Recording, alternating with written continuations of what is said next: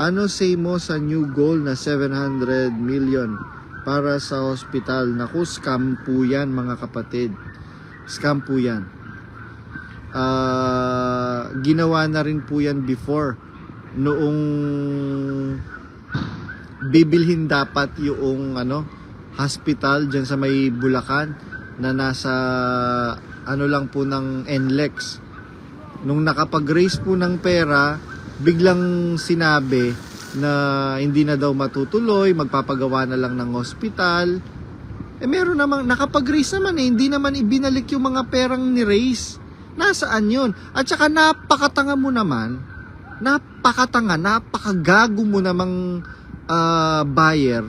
Bibili ka ng isang bagay, hindi mo muna sisiguraduhin na alamin kung ano yung whereabouts. Bibili ka nga lang ng cellphone.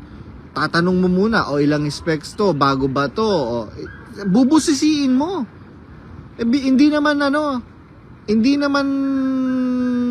kamatis lang ang bibili nila. Ang bibili nila worth millions, mga kapatid. Daang-daang milyon po ang halaga. Como hindi po nila pera yung ipambibili nila, napakadali lang for them na gumawa ng mga ganyang fundraising keme. Yan. Ano bang tawag doon? Kaya alam nyo po mga kapatid, hindi po malabo yan, malabong mangyari na ma-raise nila yung 700 million. Kaya ang ginagawa nila ngayon, nagbubukas na lang ng mga charity center, etc. Chapter ba yan? Kung ano man tawag dyan, meron nga akong balita, yung ibang mga chapters nila na charity Kemeru, ilang buwan nang hindi nakakapagbayad ng renta. Sa Singapore lang ilang buwan na, magsi 7 months na yatang hindi nakakapagbayad ng renta. Kaya nagda-downgrade na po yung mga nila, yung mga lokal. Biro mo sa Sydney, Australia, from big lokal, ngayon magda-downgrade sila, magda-downsize sila. Hindi na natutupad sa kanila yung pararamihin ko sila. Sila'y kailanman hindi mangangaunti. Aking luluwalhatiin sila at sila'y hindi magiging maliit. Mga kapatid, hindi po totoo yun. Gawa-gawa lang po nila yun mga kapatid. Mahirap kasi na mag-claim ng mga meron ka lang mabasa sa Biblia, tapos ikiklaim mo ikaw yun. Mahirap po yun mga kapatid. And lahat naman ng mga nagkiklaim na yung kiniklaim nila, mga kapatid, all of those claims, mga kapatid, ang nakaprophesy po yan sa Panginoong Jesucristo. Pero nga nag-message sa akin, bro, alam mo ba, nababantilawan yung mga nahihypnotize ni Daniel Rason sa kanyang kulto because of you. Sabi nung isang kapatid na gano'n sa akin, nag-message sa akin. Hindi ko lang siya ma-replyan. Kasi yung mga kaibigan ko, mga kapatid, sabi niya, nanonood sa'yo and hindi na tutuloy. Ibig sabihin, nung nababantilawan, nauudlot. Instead na mabaon sa pagka-hypnotize yung mga kapatid sa pagiging panatiko kay Daniel Rason, mga kapatid, na nababakbak kaagad dahil sa mga video ko daw. Well, salamat sa Diyos dahil hindi naman po para sa akin yon. It is for their own good, para ma-reclaim nila ng mas maaga yung mga taon na mga nasayang sa pagiging bihag dyan sa kulto ni Daniel Rason. And hindi ko naman kailangan ng appreciation actually. Ma-appreciate ako ng tao, hindi ako ma-appreciate ng tao. I do not care. I am just doing this because sabi nga nung psychologist na kausap ko na closet. Sabi niya sa akin, alam mo, the things that you are doing is a medication.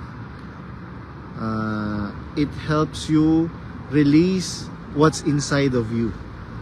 Kaya tuloy mo lang yan, sabi niya ganyan. And alam ko, I know, I can sense, I can feel it, that you don't have any bad intention. Yeah. And salamat po sa ganda ng background ko, pero napakalamig. Naninigas yung kamay ko, yan dry na dry yung kamay ko. Sobrang lamig. Yan. Salamat sa Diyos dahil maraming lumalaya at nakakalaya. Kaya nagdo-double time, triple time, quadruple time si Daniel Rason at ang kanyang mga alipores, dahil bukas makalawa mauubusan na sila ng mga resources. Hindi lang po financial resources ang mauubos sa kanila, pati yung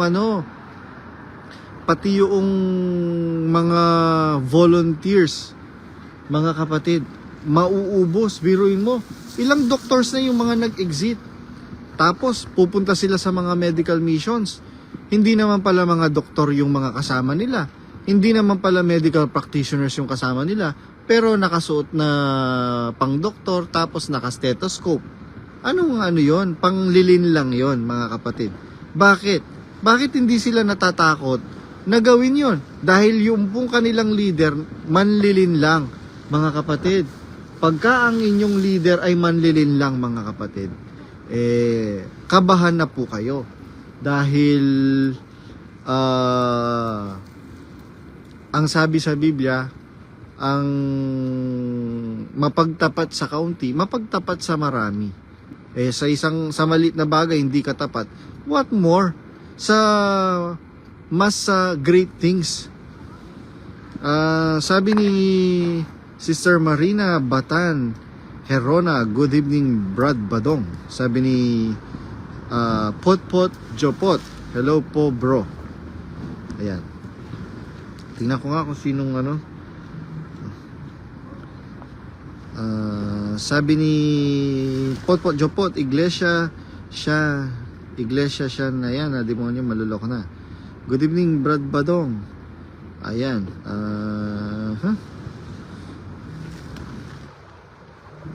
good evening din po sa inyo. Ano bang oras na dyan? Madaling araw na yata dyan sa inyo, Brad Purdy dyan sa Hong Kong. 5, 6, 7, 8, 9, 10, 11. 11:29 sa Hong Kong. Ayan, mga kapatid, naghihintay lang ako, baka merong gustong umakyat dyan.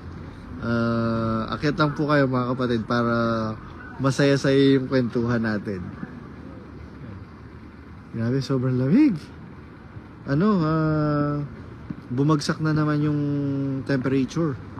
Nung nakaraan, umiinit-init na eh.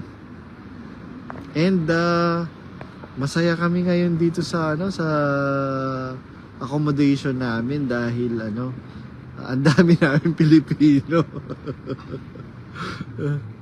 masaya yung buhay. Lalo na marunong kang makisama sa kapwa-tao. Hindi lang sa kapwa mo Pilipino, maging sa ibang lahi.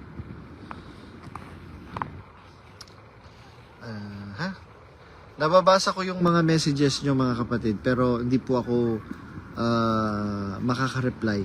Si Brad Ace nga kanina tawag ng tawag eh. And hindi ko sinasagot ko naman, kaya lang hindi nagpa-prosper kasi restricted nga yung messenger ko.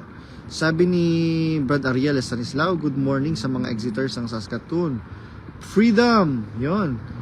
Nagre-request yung mga kapatid behind Post MCGI Society and MCGI Exeter subreddit na yung mga kapatid na mag-get together, sigaw po kayo na freedom para daw po ma-post. And it's a form of mga kapatid, It's a form of release sa nararamdaman po natin na grief. Sabi ni brother excuse me, Renato Oliva Felicidario, ano say mo sa new goal na 700 million para sa hospital? Naku, scam po yan mga kapatid, scam po yan. Ginawa na rin po yan before, noong bibilhin dapat yung hospital dyan sa may Bulacan na nasa lang po ng NLEX. Nung nakapag-raise po ng pera, biglang sinabi na hindi na daw matutuloy, magpapagawa na lang ng hospital. Meron namang nakapag-raise naman, hindi naman ibinalik yung mga perang ni-raise. Nasaan yun? At saka napakatanga mo naman, napakagago mo namang buyer. Bibili ka ng isang bagay, hindi mo muna sisiguraduhin na alamin kung ano yung whereabouts. Bibili ka nga lang ng cellphone. Tatanong mo muna, ilang specs to, bago ba to, bubusisiin mo. Hindi naman kamatis lang ang bibili nila. Ang bibili nila worth millions, mga kapatid. Daang-daang milyon po ang halaga. Como hindi po nila pera, yung ipambibili nila, napakadali lang for them na gumawa ng mga ganyang fundraising keme. Yan. Ano bang tawag doon? Kaya alam nyo po mga kapatid, hindi po malabo yan, malabong mangyari na ma-raise nila yung 700 million. Wala nga kaya ang ginagawa nila ngayon, nagbubukas na lang ng mga charity center, etc. Chapter ba yan? Kung anong man tawag dyan, meron nga akong balita, yung ibang mga chapters nila na charity Kemeru, ilang buwan nang hindi nakakapagbayad ng renta. Sa Singapore lang ilang buwan na, magsi 7 months na yatang hindi nakakapagbayad ng renta. Kaya nagda-downgrade na po yung mga nila, yung mga lokal. Biro mo sa Sydney, Australia, from big lokal, ngayon magda-downgrade sila, magda-downsize sila. Hindi na natutupad sa kanila yung pararamihin ko sila. Sila'y kailanman hindi mangangaunti. Aking luluwalhatiin sila at sila'y hindi magiging maliit. Mga kapatid, hindi po totoo yun. Gawa-gawa lang po nila yun mga kapatid. Mahirap kasi na mag-claim ng mga meron ka lang mabasa sa Biblia, tapos ikiklaim mo ikaw yun. Mahirap po yun mga kapatid. And lahat naman ng mga nagkiklaim na yung kiniklaim nila, mga kapatid, all of those claims, mga kapatid, ang nakaprophesy po yan sa Panginoong Hesukristo, mga kapatid. Kaya ako rin pwede naman ako mag-claim kaya lang hindi ko po hindi ko gagawin kailanman mga kapatid. Bakit? Magiging kagaya na lang po nila ako. Basta ako, masaya ako. Mahigit 1 year na ang aking pagkakalaya dyan sa kulto na yan mga kapatid. Ngayon, wala na po akong guilt feeling na kagabi, after kong nagsimba, biglang umulan ng malakas, sumilong ako dun sa halal restaurant. Kaya lang, ang tinitingnan ko yung presyo nila, ang mamahal. So, nag-order ako ng sandwich. So, wala akong guilt feeling ngayon na baka yung kakainin ko halal, baka yung magse-celebrate ng Valentine's, sa demonyo daw yun. Lahat na lang mga kapatid, nila yan, ina-attribute nila na bagay na sa demonyo, mga kapatid. Well, problema nila yun. Kung gusto nilang maniwalang sa demonyo yung Valentine's Day, edi wow, ganun lang naman eh.